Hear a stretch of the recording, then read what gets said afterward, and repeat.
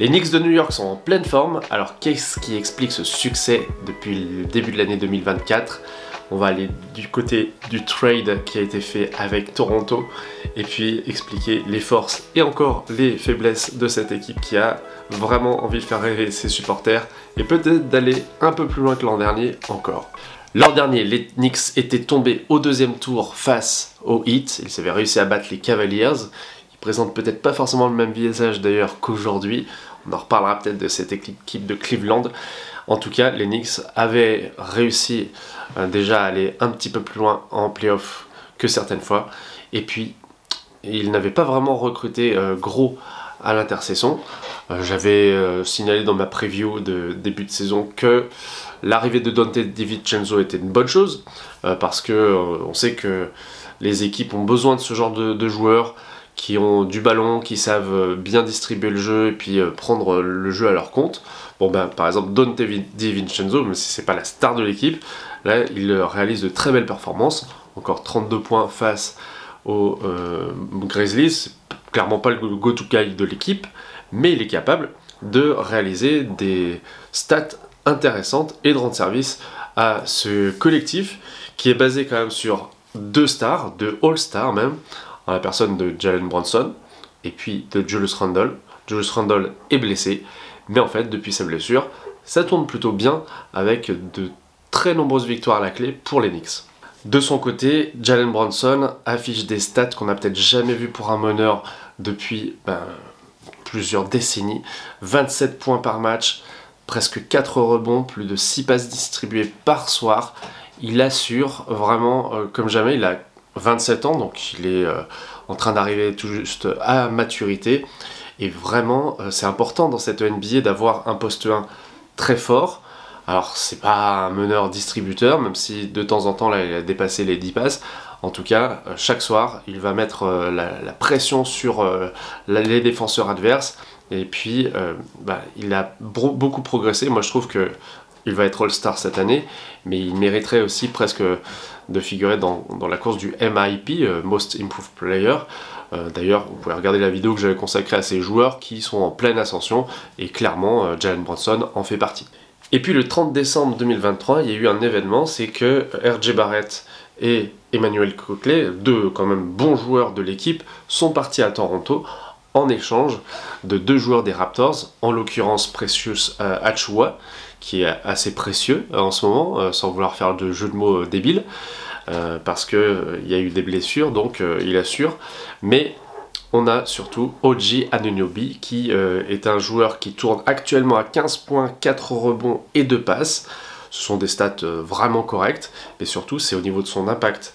Si on calcule sa présence sur le terrain et hors terrain, en fait il a un plus-minus très bon, ce qui indique que vraiment il apporte beaucoup à cette équipe en percussion, en défense. Il est vraiment, je pense, le capitaine de la défense. Il s'est imposé rapidement dans ce domaine-là chez les Knicks, qui sont l'équipe qui encaisse le moins de points. Ils sont juste, voilà, deuxième défense de la ligue. C'est vraiment très fort de leur part. Et c'est clair que l'arrivée d'Anunoby à la place d'un RJ Barrett, qui n'était pas non plus un stopper redoutable, eh bien, elle change vraiment la donne. Surtout que on avait précédemment eu des joueurs comme Josh Hart qui étaient venus dans cet effectif. En plus, il y a des joueurs de la même université, je crois Donte DiVincenzo, Josh Hart et Jalen Brunson font partie de l'université de Villanova au départ, et donc se sont retrouvés.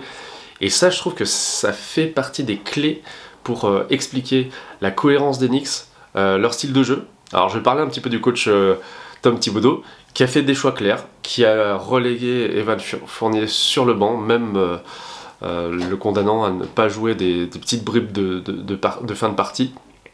Bon, à l'heure où cette vidéo va sortir, où vous la regarderez, peut-être que enfin Evan sera libéré, en tout cas je le souhaite, mais c'est anecdotique. Par contre, simplement, Tom Thibodeau, il a imposé son style, toujours très défensif, comme j'ai mentionné précédemment. C'est important de voir comment les Knicks, notamment à domicile, eh bien, souvent maintiennent les équipes qu'ils reçoivent sous les 100 points ou les 110 points. Ça leur apporte des garanties. Alors, c'est pas une équipe qui a encore atteint son plafond, parce que ils sont par exemple avant-dernier je crois en termes de passes décisives, donc c'est une équipe qui joue énormément le 1 contre 1, voilà, donc c'est un style particulier. Moi personnellement j'aime bien quand la balle circule, quand il y a des systèmes très élaborés. Mais là, c'est pas forcément le cas. En tout cas, on peut pas dire que ça ne marche pas, puisque les Knicks ont cumulé beaucoup de victoires depuis le début de l'année 2024. Et ça correspond, bien sûr, comme je le disais, au trade de OG Anunoby. Et puis c'est une équipe qui n'est pas ralentie par les blessures, et je trouve ça très très bon en termes de prévision pour le reste de la saison, parce que quand on perd un All-Star, Julius Randle, pour de nombreuses semaines, on pourrait s'écrouler, c'est pas le cas. Et puis il y a aussi le pivot Mitchell Robinson, qui faisait partie des meilleurs pivots rebondeurs de la ligue, qui a été remplacé suite à lui aussi à une blessure par Isaiah Hartenstein, qui cumule actuellement 7 points, presque 9 rebonds et 2 passes.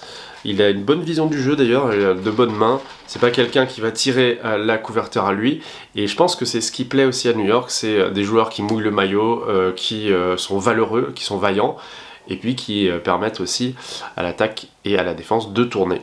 Josh Hart, c'est 7 points, 7 rebonds et 2 passes, donc lui aussi il apporte cette verticalité, 7 rebonds pour un arrière ailier, c'est quand même beaucoup à l'échelle de la NBA, et il ne tire pareil pas la couverture à lui, mais en tout cas il fluidifie le jeu, et je pense que les Knicks avaient besoin de ce genre de joueurs qu'ils n'avaient pas il y a 1 ou 2 ans, et donc ça leur fait du bien. Et puis collectivement aussi, ils sont 28e au niveau de la pace, c'est-à-dire de la rapidité de jeu, ce qui peut être plutôt prometteur pour les playoffs. On sait que le tempo se ralentit, les affrontements sont plus durs, il y a moins d'orgies de points, et du coup, s'ils sont habitués à jouer comme ça, les Knicks, ça pourrait leur rendre service. On verra comment se déroulera cette saison.